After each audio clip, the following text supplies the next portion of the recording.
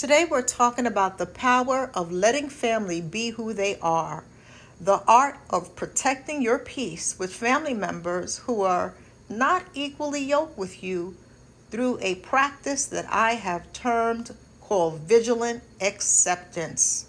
Don't forget to like, subscribe, share if you find value here. Let's get this channel to 100,000 subscribers. I know with your help we can reach that goal. So we're doing something here called Comment of the Day.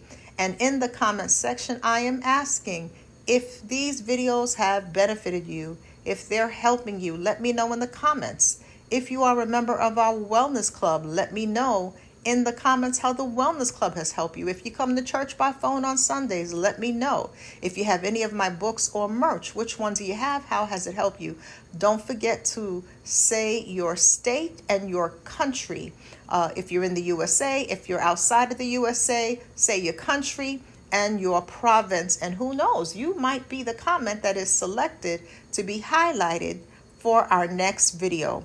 So I'm going to highlight 3 comments today, and they are in response to yesterday's video, which was, it's better to learn to enjoy your own company than to keep a bunch of snakes in your inner circle. So the first comment comes from Michelle1111 from Australia. Hi, Michelle1111.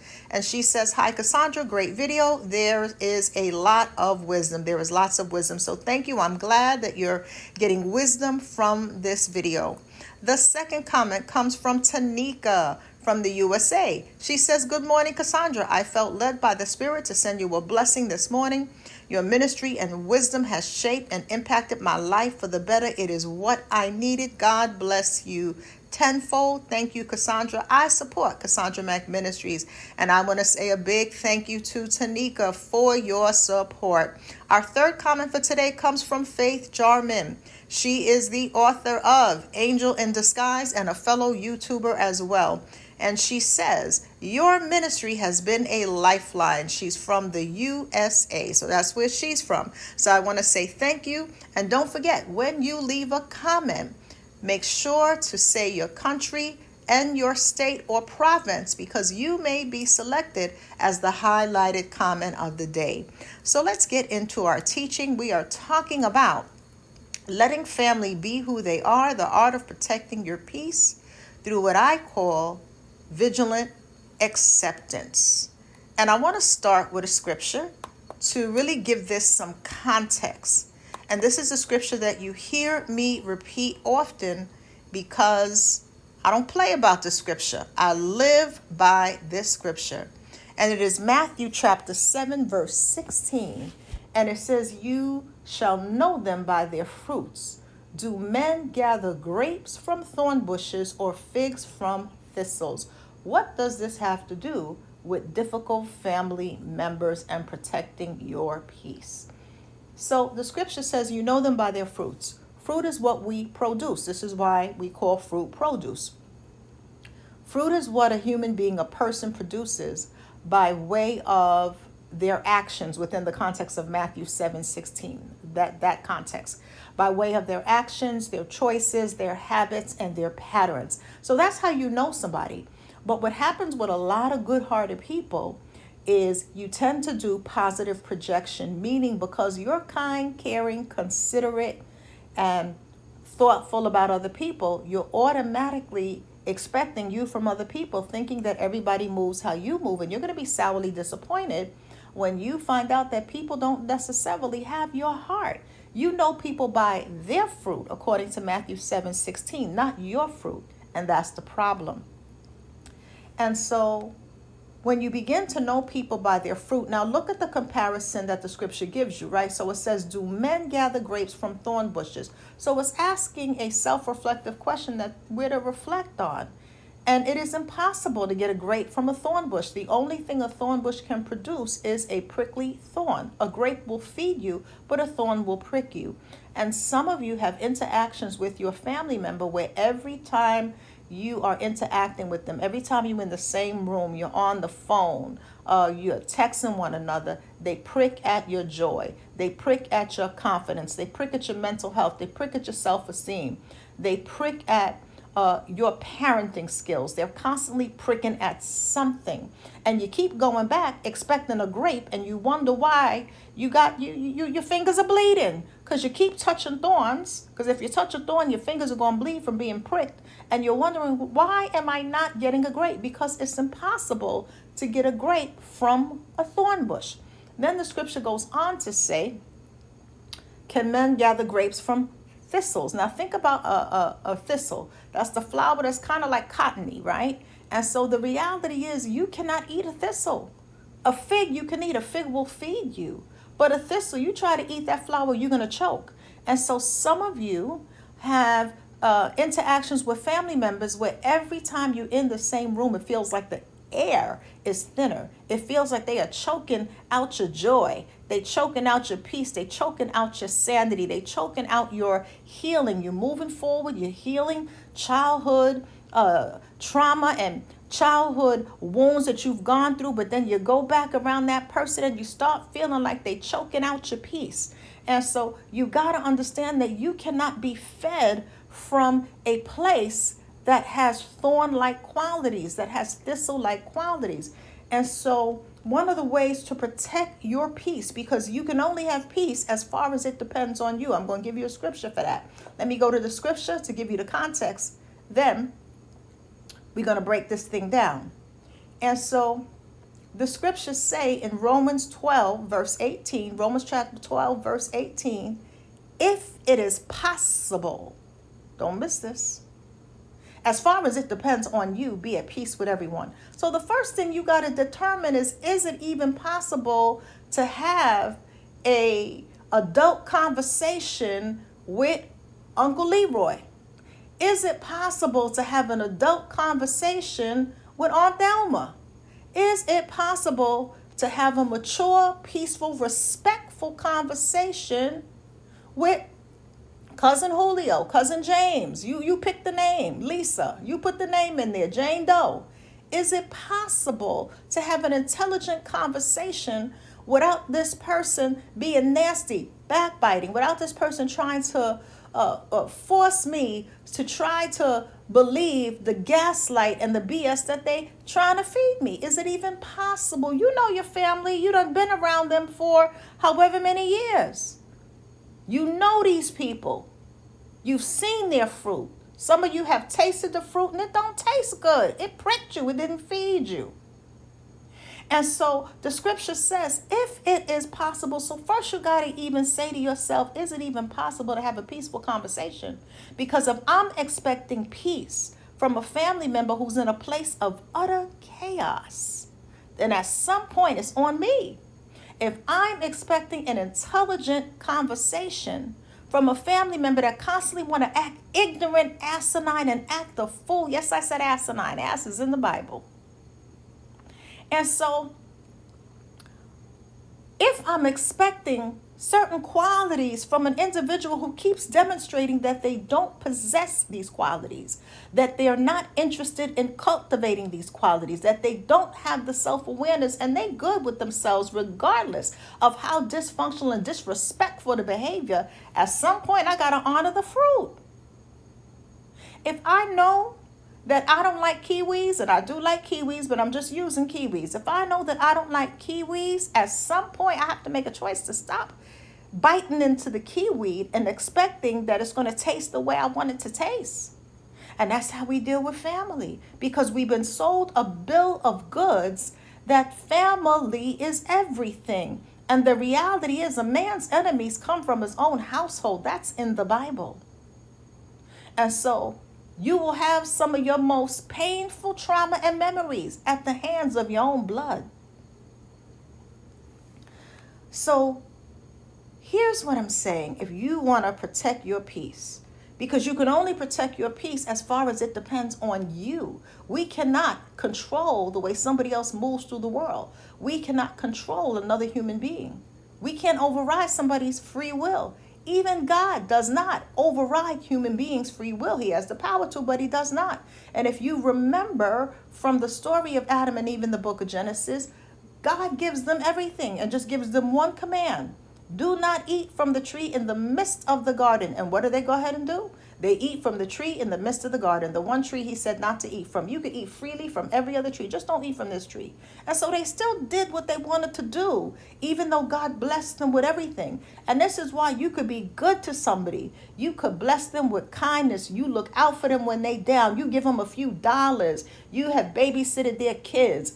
You have just been good to this particular family member. You not braggadocious about it. You ain't thrown it up in their face, but you ain't brain dead. You remember when you kind to somebody and they meet you with constant disrespect and hostility, or they're entitled like you owe it to them.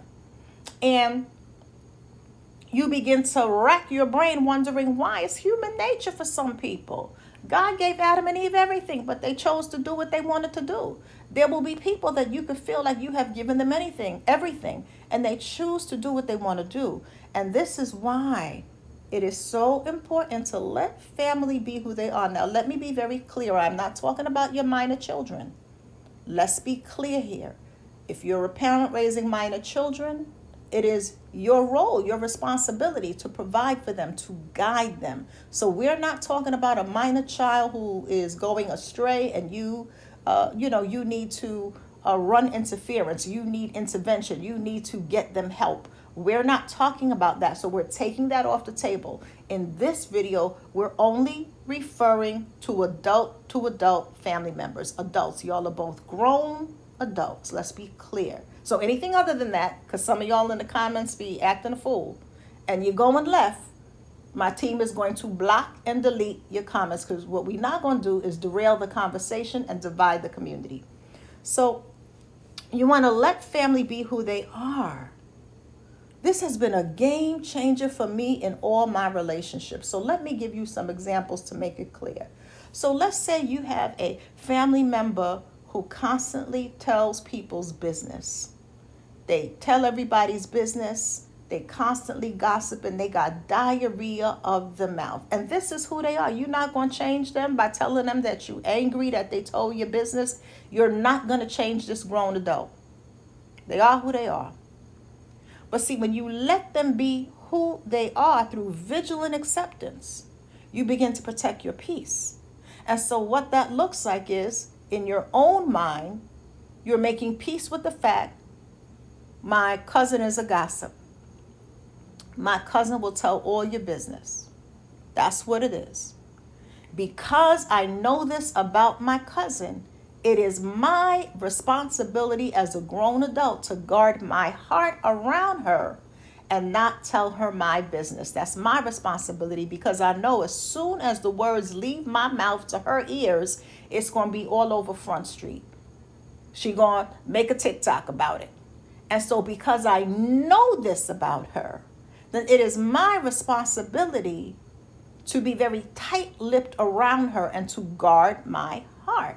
Doesn't mean that everything don't have to be, I'm just pissed with them, and everything don't have to be nasty. Everything don't have to be a confrontational argument. It just means you move according to the fruit. You move according to the fruit. That's like seeing a tarantula and saying to the tarantula, why can't you be a moose? I would really like if you would be a moose, because I prefer mooses. I prefer a moose to a tarantula.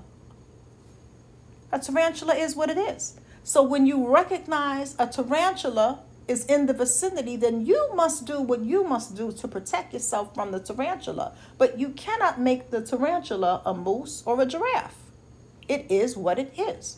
And so vigilant acceptance means that you accept the character of who a person is and you treat them accordingly. So it doesn't mean being a doormat. Let me be beyond crystal clear.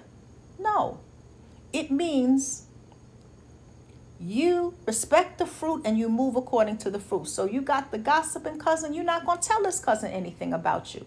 You may not even invite the cousin to your house, because you know that the cousin is so shady that if this happened to be the day that you left a couple of dishes in the sink and maybe you didn't get around to making your bed yet because you're just doing a million things, they're going to take a picture and do a whole video about it. Or they're going to take a picture and put you on blast. And you, out of the kindness of your heart, are inviting them into your home. Stop inviting them. See, you can't have it both ways. You can't worry about what the rest of the family members are going to think and stand your ground and hold the line. You have to make up your mind. It's one or the other. The Bible's very clear. A double-minded man is unstable in all of his ways.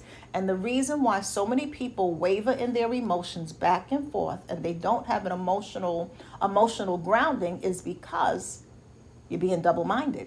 You can't have it both ways. Even if this is somebody you live with, let's say you live with your cousin, right? You're not going to tell her anything. You're going to be mindful. Now, you can't help. So one video is not going to answer every question. Well, what if this? What if that? You can't answer every question in a general public video. But generally speaking, what you are going to do is you're going to be mindful about what you tell her. You're going to move according to the fruit. You're not going to have personal information. You may even have a lockbox to keep any private papers because you know that she's the nosy type of person. You may put a lock on your bedroom door. So you're going to move. You may have passwords on all your electronic devices because you already know that not only is she a gossip, but she's nosy. And so you're treating according to the fruit. Just like if I know I'm going into a place that has snakes, right? If I'm going into an environment that has snakes, I'm not going to wear shorts with open-toe sandals. That would be foolish of me because I know I'm going into an environment where there's snakes. I'm going to have on long pants. I'm going to have on maybe some Timbs or some sort of boot or some heavy sneakers, and socks, something to protect myself as best as I can. Can I plan for every scenario? Absolutely not, because life does not work that way. But I'm going to do my due diligence to the best of my ability to protect myself. So that's the gossiping cousin. Maybe you have a family member who got sticky fingers. And you can't leave $5 on the counter without that $5 disappearing. You can't put money in the Christmas stocking for the kids without that money magically disappearing. You know your family. Come on now. Let's not act like we ain't got family like this. And so if you know that, you're not going to leave no money around. You're not going to leave your purse or your wallet unattended. You may choose to not invite them to your home, even if you're having a family gathering. Even if you're hosting, even if the aunts and the uncles are mad at you, well, how can you not allow Cousin Jack to come to the family gathering that you host? And I think that's so mean because last year, my money came up missing, my iPad came up missing, and something else, whatever it is, came up missing. So no, Jack is not welcome in this home anymore. And I'm not going to go back and forth and argue with you about it. And so people can have their opinions, right? You can't control that. But it's your house. The answer is no. And so you got to protect your peace by protecting your boundaries. So if I say someone cannot come to my home and somebody else brings them anyway, you will both be standing outside the door. And I don't care how you feel about it. I don't care if you are offended. I don't care who you call. You could be outside ringing the bell all day, every day. You're going to wear yourself out because Miss Mac ain't opening the door for you if I said not to bring so-and-so and you brought them anyway. I'm not budging. And so you can't protect your peace without protecting your boundaries. It goes hand in hand. So when you let family be who they are, like I'm not arguing with nobody about their gossiping tongue. I just know to respect the fact that I can't trust you with confidential information because you run your mouth too much. You run your mouth too much. And because you run your mouth too much, I'm not telling you nothing. Even if you ask me something that you think you know, I'm not confirming it. Oh, I heard that so-and-so and so-and-so. Yeah. Yeah is the answer. Yeah is the answer. Well, why you got to be like that? You so tight-lipped. Really? Really is the answer. Yeah, really. Yeah, really. Wow. Wow's the answer. You get nothing from me. And so when you respect a person's fruit and you move accordingly, then what begins to happen is you are better able to protect your peace because I don't expect nothing from a gossip but I expect you to gossip because that's what you do. So you can never disappoint me. If you a liar, you can't disappoint me by lying. because I know you a liar. I'm not disappointed in you. I expect you to be who you are. If you a thief and I allow you in my home and I know you a thief and money come up missing, that's on me, because you're not coming in my home. And again, if somebody bring you after I've been very clear, you're both going to be waiting outside. Even if it's 10 degrees below zero. However you found your way to my house, you better find your way back wherever you came from, because you ain't coming up in here. My no is clear, and I don't play about my no.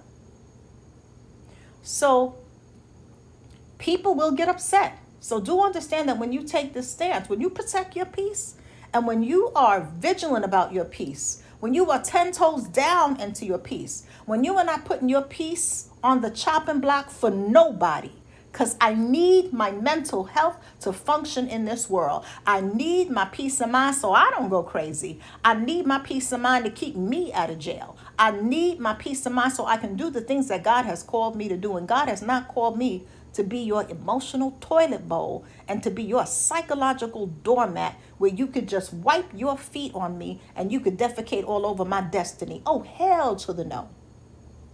I'm not allowing you to defecate on my destiny. And that's how it is. People want to ish all over your purpose, your life. And they just want you to tolerate it because you're a believer. No. You were not created to just allow people to treat you like you crazy. And the thing is, the scriptures are clear. It says, pray for those who persecute you. So I can pray that you get some help for your kleptomania. Absolutely.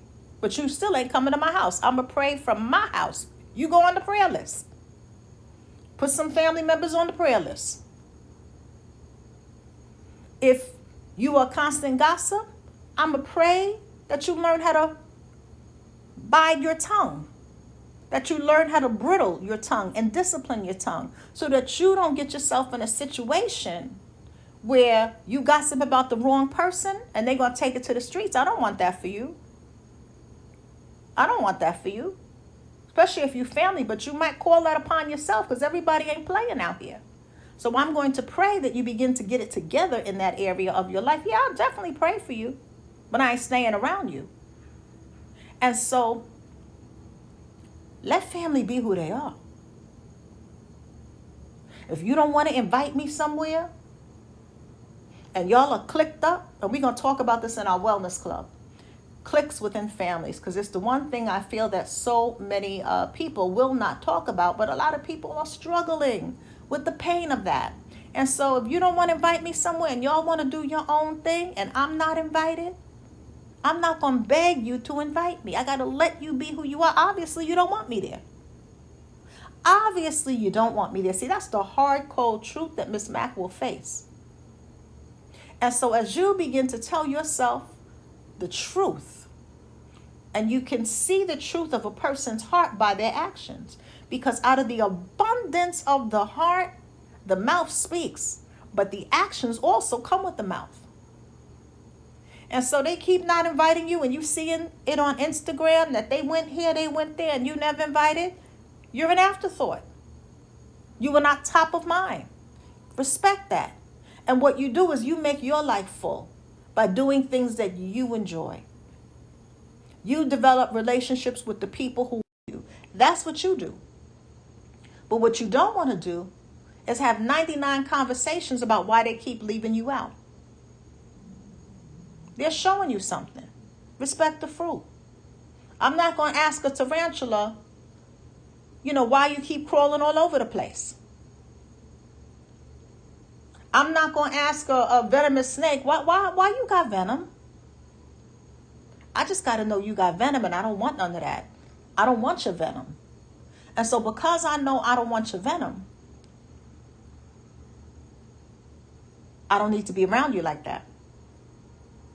And so when you practice vigilant acceptance, now that word vigilant means watchful, meaning I see what it really is. And I'm not going to lie to myself. And I accept the fact that that's how you move. I accept that you're selfish. Some of y'all got family members that's selfish. They only out for self. And you having 99 conversations with another grown adult about why you're so selfish. Nah, pull back your resources. We're not going to fight about your selfishness. If it's 4 or 5 times, 3 times, 2, however many times I keep coming out my pocket and I don't see you move to not even help wash with a dish, it's not about the money. Maybe you ain't got the money, but you got 2 hands where you could wash a dish. So if you in my house and I'm ordering food, every time we together, I'm coming out my pocket ordering food, or I'm doing all the cooking, you most certainly can offer to help wash the dishes. You might not have the money, but you got hands. You got hands. So it's not about being transactional. Relationships are not supposed to be transactional, but they are supposed to be reciprocal. We're both investing. That is the whole concept of being equally yoked. It is about 2 animals pulling the plow towards a designated destiny, and they're pulling in the same direction. If one animal drops the rope, guess what? The burden of the pull is going to be too heavy for one animal. And some of you feel the burden of the pull because you're the only one investing in a relationship with a particular family member, and you are disappointed time and time again because they keep showing you fruit. And you expecting grapes, and they're showing you thorny behavior. So you got somebody that's selfish, who always coming out your pocket, cut off the faucet. You got a family member that treats you, and I'm talking grown adults, let me be clear. You got a family member that treats you like you were a walking ATM, like they entitled to your hard-earned money. And they get an attitude the one time you say no, forgetting about the 4 times that you done helped them out. Cut off the faucet. Let them figure it out. And so stop making yourself crazy trying to make people bear your fruit. You can't make nobody bear your fruit. You can't do that. A peach cannot make an apple bear a peach. It is impossible. You either okay with eating the fruit, or you like, this is not fruit, this is thorns and thistles. Begin to identify the thorns and thistles in your family and practice vigilant acceptance. I got a homework assignment for you. Go through all the family members who you have a real difficult time with, who are constantly affecting your mental health in a negative way. Write the names down. And next to each one, write the word fruit or thorn or thistle. So are they a grape or a fig? That means they'll feed you, because you can eat figs, fig Newton cookies. You can eat grapes, drink grape juice, make grape jelly. Are they a fruit in your life? Are they bearing good fruit? Or are they bearing thorns and thistles, pricking at your joy, choking your hope, choking your dreams, choking your peace? And once you clearly identify what type of family member, practice radical vigilant acceptance. I accept that this is a thorn, and I'm not going to willingly keep pricking my finger on a thorn. I don't gotta argue with you. I don't have to go back and forth with you about why you're a thorn. I just got to protect myself from you. And that'll look different. In our Wednesday Wellness Club, we're going to be going into the details of how you do this. So we will be going into the strategies of how you do this in our Wednesday Wellness Club. And we're also going to be continuing our teaching on why your childhood wounds flare up around the holidays. And our next meeting is this Wednesday. We bumped it up.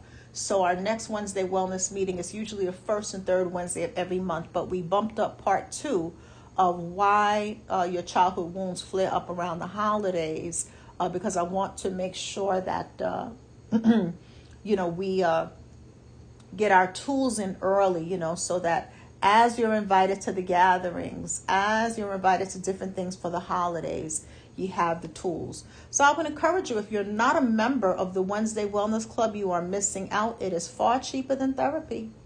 And sometimes you just got to find a way to make that investment in yourself. And so the Wednesday Wellness Club is a therapeutic group that meets twice a month by telephone conference call. And we focus on mental well-being, emotional healing, psychological self-care through a biblical lens. And it's therapeutic. That's the feedback we get. If there are any wellness club members in the comment section, let people know what you get out of the Wednesday Wellness Club. It's therapeutic. It's you get coaching tips. You get to talk to me live by phone, and not just me. You're hearing the stories of the other members in a safe space. And we don't play about this space being safe. It's a safe space. If people come with negativity and judgment, we're not having it. And so it's about a safe space where people can come together. There's enough ugliness in the world. We don't need to contribute to it. So that's the Wednesday Wellness Club. I would encourage you to become a member. And as I said, it is far, far cheaper than therapy. The cost of therapy can be $250 for one session. So when you look at the investment for the Wednesday Wellness Club, it is beyond to the 10th power beyond savings. So I would encourage you, if you know that you need more than the free public videos and you are ready to invest in yourself, I would encourage you to do that. So what else do we have going on? We also have a vision board workshop coming up on Saturday, December 14th, 2024. So if you have a YouTube channel of your own, if you are thinking about starting a YouTube channel, if you are any kind of content creator or entrepreneur, you may want to come to the vision board workshop. Maybe you're a leader in business. You may want to come to the vision board workshop. If you are in ministry and you want to grow your ministry. So what we're doing at the vision board workshop is we are creating a 5-fold vision board workshop to end the year strong and start the new year with clarity. So a lot of people ask, are vision boards biblical? And my answer to that is it depends who's teaching it and what principles are guiding the vision board. So if somebody is teaching a vision board based on occult practices and they're dabbing into the occult, then obviously it's not biblical. In my vision board, which is biblical, it's framed from the scripture, Habakkuk 2:2, write the vision and make it plain so that he who reads it may run with it. That's the scripture. And so what we're doing in my vision board workshop is you're actually writing the vision and making it plain through the pictures, images, scriptures, quotes that you add to your vision board. And so that's what we will be doing. A lot of people don't have success with vision boards. If you've ever made a vision board, a lot of people don't have success, meaning that they have a beautiful vision board. It's pretty to look at. But when they do a year-end review, they realize they haven't accomplished many of the things on their vision board.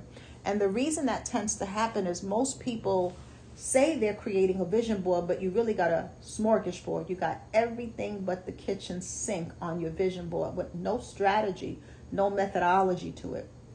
Or you have a hodgepodge collage. It's beautiful, it's framed, you got sparkles and glitter and it's blinged out. And people come to your house and be like, oh, that's so beautiful. But you don't have strategy behind it and systems behind it.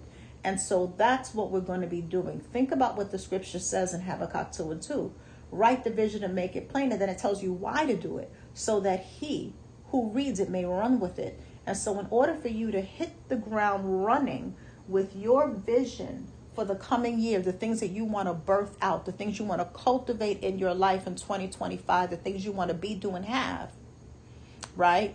You have to make sure that your vision is plain, right? The vision to make it plain, that means clear, that means concise. But that also includes, to get to the plain, the clear, the concise, you need strategy, you need tactic. So for those who are interested, the link is in the video description box. When you click on the link, it'll take you to Eventbrite. It's a ticketed event where you can purchase tickets for those who are interested. And it'll give you more information about what the vision board workshop entails. If I were you, I wouldn't wait. This is a repeat event. We did it in November. A lot of people waited till the last minute and they were not able to get into the November workshop. And so I would get my ticket pronto. And if you want to join the Wednesday Wellness Club, you'll see a join button.